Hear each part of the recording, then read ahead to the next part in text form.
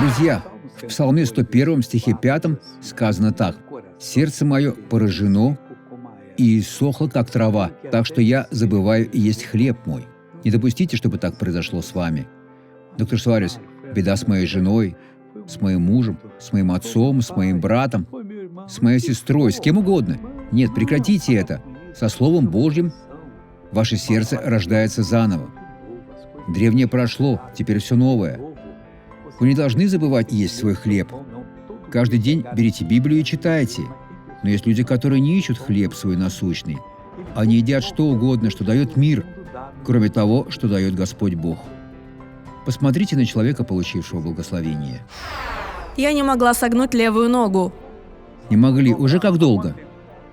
Уже год. Год. Теперь согните левую ногу Иеросима.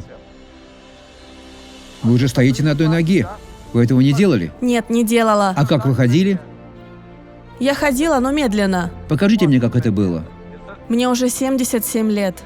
Ей всего 27, а она говорит, что 77. Она не знает, как отбросить 50.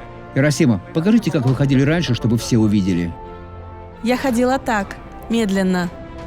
Теперь ходите нормально, Иеросима. Иеросима исцелилась. Иеросима исцелилась. Братья, это начало пути с Богом. Теперь я хочу помолиться за вас, Отец. Благодарю за то, что Господь нас хранит, защищает нас, движет нами. И моя вера едина с верой этого человека. Я обличаю все зло, что есть в его жизни, и говорю: уходи, убирайся во имя Иисуса. А вы поднимите руки и скажите: благодарю Бог, я верю. Победа у вас в руках во имя Господа Иисуса. Будьте благословенни.